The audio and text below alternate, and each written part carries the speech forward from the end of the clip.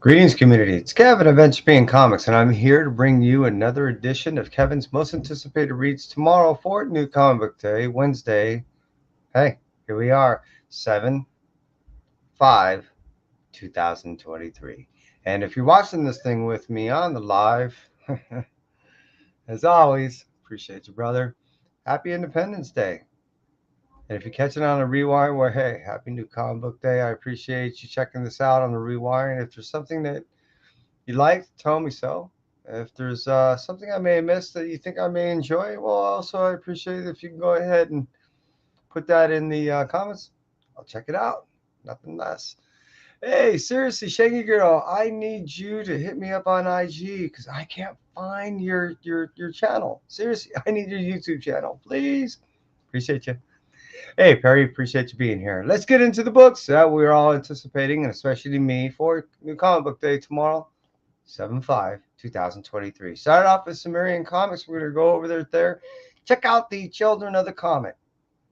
This is actually volume 3 of the series that comes out from Damian Connolly. He started off with Follow Me Into the Darkness. Then it was You Promised Me Darkness. And here we are with the Children of the Comet. Now, this is a interesting story.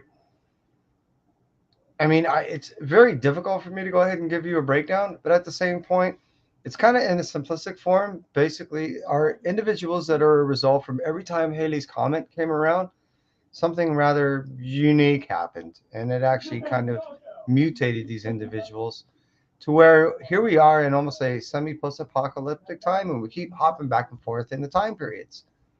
Interesting story. What I really love about the art is it's predominantly all black and white.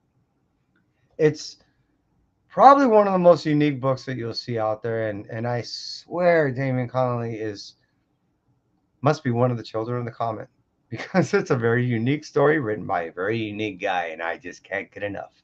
And now we're going to cruise over from the Sumerian Comics and cruise over to Boom Studios because they're going to give us, started off with Grimm, issue number 11. This story, the fact that we're talking about now the daughter of death and her role of what really the Grim Reaper has to do with life and death and the balance of, it's freaking awesome.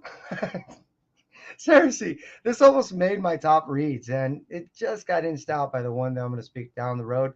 But wow, Grim issue number 11 is just, as you could probably tell, has been on my most anticipated reads every month. But moving on from Grim 11, we're going to talk about Once Upon a Time at the End of the World, issue number 7.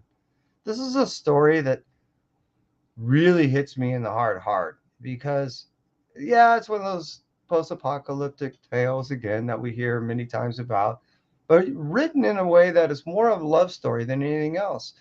We get some unique battles, we get some neat, unique survival skills, and it really almost adheres to a biblical way of looking at survival, which is rather interesting. But moreover, it really focuses around two individuals that you can't help falling in love with. Seriously. And that's why Once Upon a Time at the End of the World, issue number 7, is pretty high on my list. But hey, let's cruise out from the studio side and let's move over to the Marvel side, which is the last publisher that we're going to talk about for this evening. Started off with Venom, issue number 22. Some serious stuff is happening in Venom. And by the time we get to 23, well, there's supposed to be some huge spoiler thing that let's not look too far in the future. What we're getting is that ramping up to. From issue 20 all the way to 23, it just seems like we're getting on this accelerating roller coaster, and I don't know when it's going to stop. I'm starting to get a little bit of whiplash, and I'm loving every moment of it. And I can't wait until we really get almost to the end of summer, not to wish my life away, but damn it, there's so much going on in the symbiote stuff that I'm trying to really get a hold of everything. And the fact that Dylan seems to be affecting everything, and now we get this feature and past Brock stuff, and oh my god, it's so, I am sure glad that I'm not sticking with every single series of like all the X stuff and all the DC Night Terror stuff. I would probably be ripping my mind apart trying to figure out what's going on. But hey, you know me, I'm a hardcore Venom fan. I'm a hardcore symbiote slut, and I can't get enough of this stuff. And that's why I've been digging the Venom stuff along with the future titles that are not only coming out for Venom, but everything attached to. Moving out from Venom issue number 22, which is again another one of those high on my list, we're going to talk about Thor Annual issue number 1. This is actually a setup for the Immortal Thor series that's coming out at the back end of this tale. Now, I got a little glimpse of this stuff, and it's cool. I was kind of falling off of the whole Thor thing a little bit, and now that we get this whole reboot and way the direction it's going, yeah, I'm all in. Seriously, this is cool. So Thor Annual issue number 1.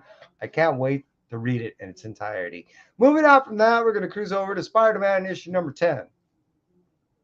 If I recall, this is where we actually get to see a little bit of Spider-Boy's little hidden talent. I know he really appears on issue 11, but anyways, Spider-Man 10. This whole Spider-Man series has been awesome. I'm seriously, I mean, more times than not, most people, and like 2, 3 years ago, we're talking about how boring and slow and just yanking the chain the story was, and this has been anything but.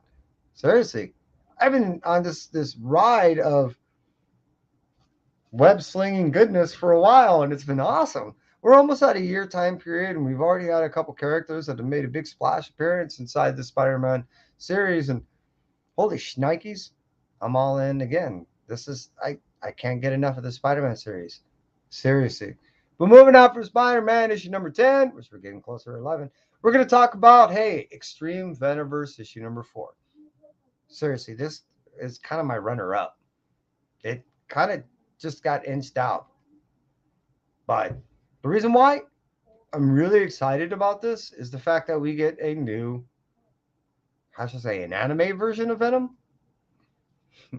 No, I'm not going to get the 1 in 25. And if you do see it out there and you can snake it for even, I don't know, ratio or even double, grab it because this thing's going for stupid money. But at the same point, let's give you a name. An anime Venom is called Nocroco. I'll give you again. Nocroco. I'm digging this character. I can't. I know it's one of those alternate universe things, and more likely we're not going to get a whole lot of stuff out of this character, but I'm I'm liking this character. I want to see what ends up happening. If they do a spin-off series and it ends up being kind of anime funness, I'm looking for some slapsticky stupidness, and I'm hoping I can get it from the Coco. Moving on from this whole anime Venom thing from Extreme Venomverse issue number 4, we're going to talk about Doctor Strange issue number 5. Since Strange has been back, I've been really digging the relationship that he and Clay have been having and what's been really happening and how heavy. I mean, he hasn't got a break. He comes back from the dead and it's like, all right, go get to work. It's like, you do realize it just reanimated. Can I have I don't know, like a weekend off or something? They put him. So, but I mean, I don't know. I guess a Doctor Strange fan. I never really realized it until I was getting out after the death of Doctor Strange. How much I realized how much of a Doctor Strange fan I am. And now that he's in a relationship, I guess I really like relationship stories. That it seems to be a little bit more involved for me. So hey, that's why Doctor Strange issue number 5 is pretty high on that list. But hey, you know what we're really here to see and talk about? That's right. We're here to talk about the Blue Light Special. That's right. Now, my Blue Light Special for tonight is Edge of Spider-Verse, issue number 4. Now, I've had the privilege. I've had the privilege to talk to Mr. B. Earl and Taboo B. Earl twice in the past couple months. And the second time, well, and the first time now I think about it, he has privileged me into a lot of what was transpiring in the story. The first time he was showing me all but the whole story on his phone, which was fucking awesome. Probably not supposed to tell everybody about it, but now you know. And but the story comes out tomorrow, so hey, we're kind of cool, right? And I never said that until now. Told you, man, I can hold the secret. So after talking to Taboo and Mr. B. Earl about this whole storyline, and after we're getting this Dream Spider story, what we're getting now is we're getting another character called Uncle Ruckus. We're going to have this other kid, and was privileged to find out that if you look closely, you'll end up finding a kid in this story. Well, the kid is Ben's son. Seriously. B-Earl wrote his son into the story, and he showed me where he is.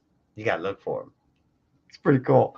He actually turns out to be a rather significant character in the story. Now, after I end up finding out about Uncle Ruckus and how he comes about, I end up finding out, well, one of the weaknesses he has and some of the other characters that end up making an appearance in this thing.